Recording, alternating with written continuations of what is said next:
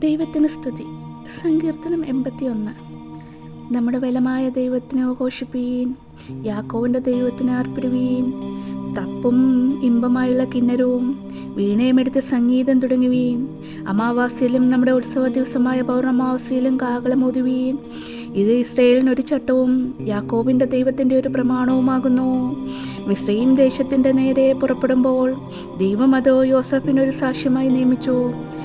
അവിടെ ഞാൻ അറിയാത്ത ഒരു ഭാഷ കേട്ടു. ഞാൻ അവൻ്റെ തോളിൽ നിന്നും ചുമട് നീക്കി, അവൻ്റെ കൈകൾ കൊട്ട വിട്ടൊഴിഞ്ഞു. കഷ്ടകാലത്ത് നീ വിളിച്ചു, ഞാൻ നിന്നെ വിടുവിച്ചു. ഇടിമുഴക്കത്തിൻ്റെ മറവിൽ നിന്ന് ഞാൻ നിനക്ക് ഉത്തരമരളി. മെരിവ വെള്ളത്തിങ്കൽ ഞാൻ നിന്നെ പരീക്ഷിച്ചു. എൻ്റെ ജനമേ കേൾക്ക, ഞാൻ നിന്നോട് സാക്ഷ്യം പറയും. ഇസ്രായേലേ, നീ എൻ്റെ വാക്ക് കേട്ടെങ്കിൽ കൊള്ളായിരുന്നു. അന്യദൈവം നിനക്കുണ്ടാകരുതേ, യാതൊരു അന്യദൈവത്തെ നീ നമസ്കരിക്കരുതേ. മിസ്രയീം ദേശത്തു നിന്നും നിന്നെ കൊണ്ടുവന്ന യഹോവയായ ഞാൻ നിന്റെ ദൈവമാകുന്നു. നിന്റെ വായ് വിസ്താരത്തിൽ തുറക്ക, ഞാൻ അതിനെ നിറയ്ക്കും.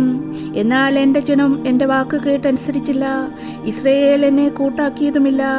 അതുകൊണ്ട് അവർ സ്വന്തം ആലോചന പ്രകാരം നടക്കേണ്ടേനെ ഞാൻ അവരെ ഹൃദയകാഠിന്യത്തിന് ഏൽപ്പിച്ചു കളഞ്ഞു. അയ്യോ, എൻ്റെ ജനം എൻ്റെ വാക്ക് കേൾക്കുകയും ഇസ്രായേൽ എൻ്റെ വഴികളിൽ നടക്കുകയും ചെയ്തുവെങ്കിൽ കൊള്ളാമായിരുന്നു. എന്നാൽ ഞാൻ വേഗത്തിൽ അവരുടെ ശത്രുക്കളെ കീഴടക്കുമായിരുന്നു. അവരുടെ വൈരികളുടെ നേരെ എൻ്റെ കൈ തിരിയുമായിരുന്നു. യഹോവയെ പായിക്കുന്നവർ അവന് കീഴടങ്ങുമായിരുന്നു. എന്നാൽ ഇവരുടെ ശുഭകാലം എന്നേക്കും നിൽക്കുമായിരുന്നു. മേൽത്തരം ഗോതമ്പ് കൊണ്ട് അവരെ പോഷിപ്പിക്കുമായിരുന്നു.